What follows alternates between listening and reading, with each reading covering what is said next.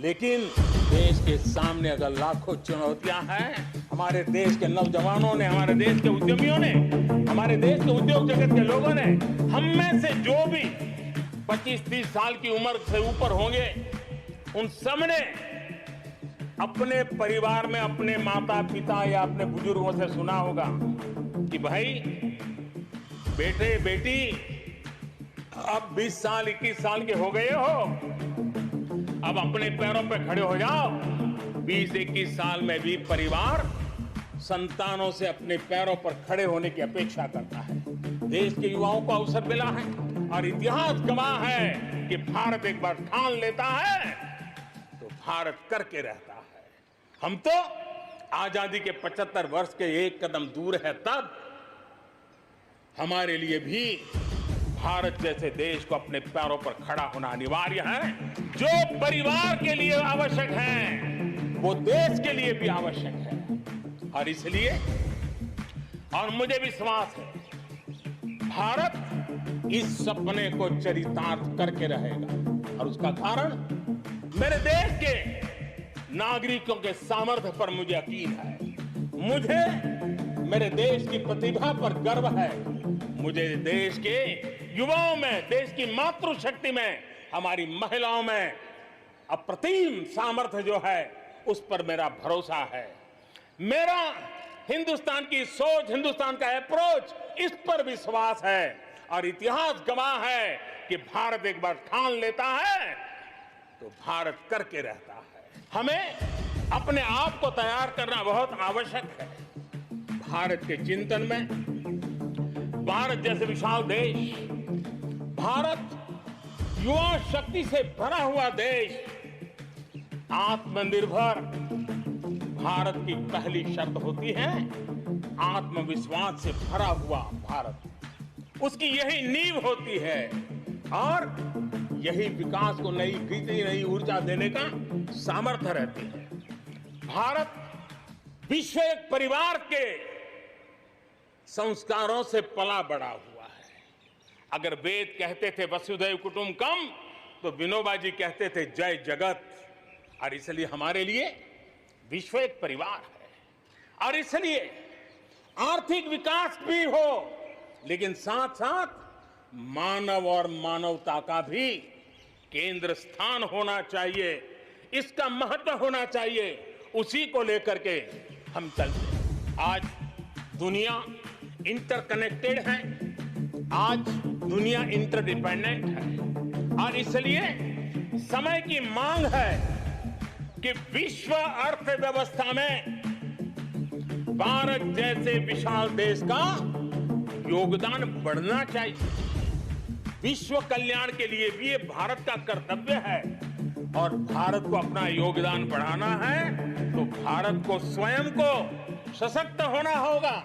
हमें जग कल्याण के लिए भी अपने आप को सामर्थ्यवान बनाना ही पड़ेगा।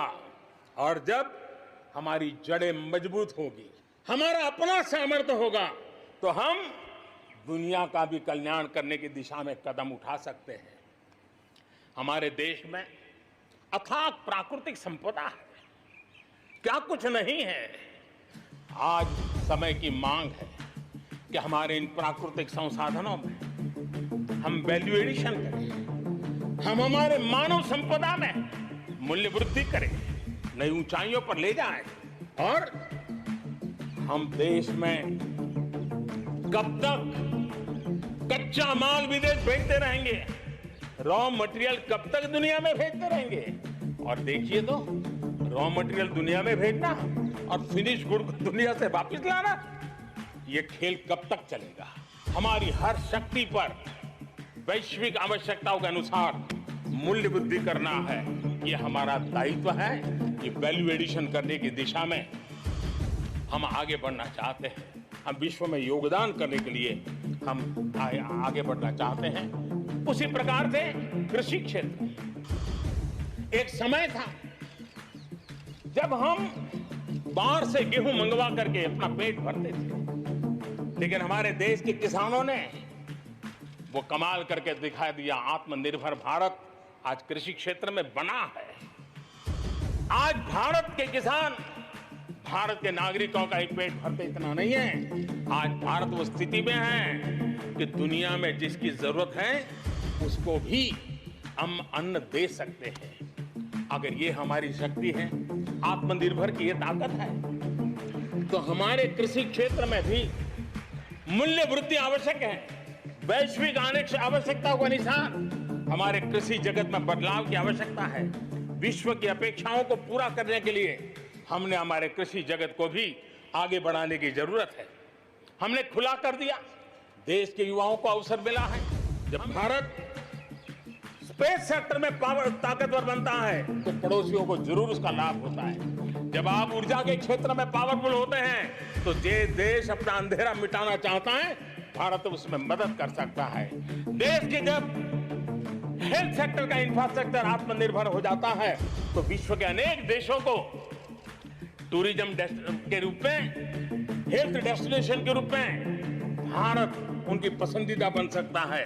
हमें आवश्यक है कि हम भारत में बने सामान की पूरी दुनिया में वाहवाही कैसी हो। और एक जमाना था हमारे देश में जो चीजें बनती थी, हमारे स्किल मैन पावर के द्वारा जो काम होता था, उसकी दुनिया में बहुत वाहवाह होती थी। इतिहास गवाह है।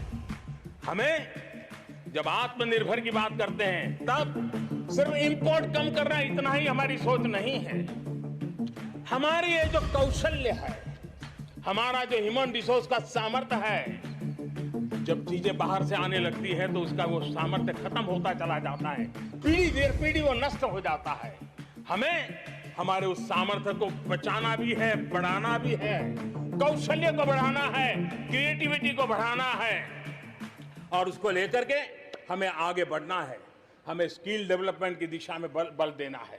मैं इस बात को मानता हूं कि आत्मनिर्भर भारत के लिए लाखों चुनौतियां हैं और जब विश्व स्पर्धा के मोड़ में हो तब तो चुनौतियां बढ़ भी जाती हैं। लेकिन देश के सामने अगर लाखों चुनौतियां हैं तो देश के पास करोड़ों समाधान देने वाले शक्ति भी है। मेरे देशवासी भी हैं जो समाधान का सामर्थ्य देते हैं। हमारे देश के नौजवानों ने, हमारे देश के उद्यमियों ने, हमारे देश के उद्योग जगत के लोगों ने बीड़ा उठा लिया। जिस देश में N95 नहीं बनता था बनने लगे, PPE नहीं बनता था बनने लगे, वेंटिलेटर नहीं बनता था बनने लगे।